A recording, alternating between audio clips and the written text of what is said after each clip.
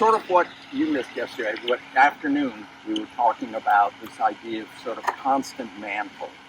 You know, this sense of having the lats engaged in actively drawing down from your armpits, not just setting the shoulders in the socket in a relaxed way, but consciously drawing down so that during the recovery here, we always keep our weight above our hands. Okay, during the here I think comes our friend. No. Okay, so that's on the recovery and the drive. Now, I'm going to go just a little bit. One of the things coaches often talk about is suspension, you know, hanging on the oar handle, sort of.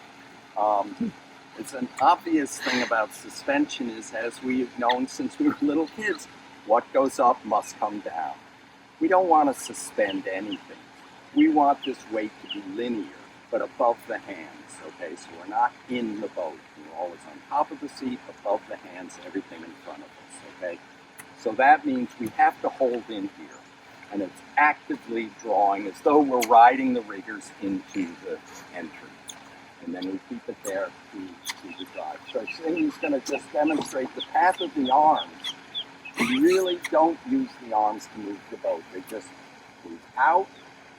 And then remember we had our arms on that tabletop, and then they just slide out and in. We don't need body angles.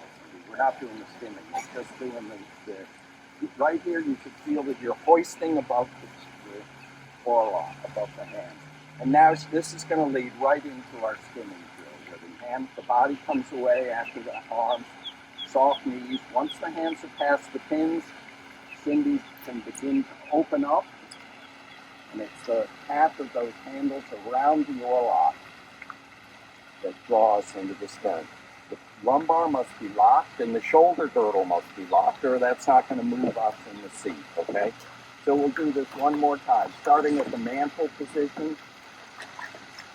Okay, and she's here. It's not just the direction into the pin, it's the direction also of holding those shoulders firmly in the sockets.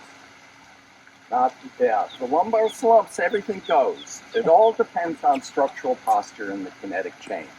But right here is just the mechanics, okay?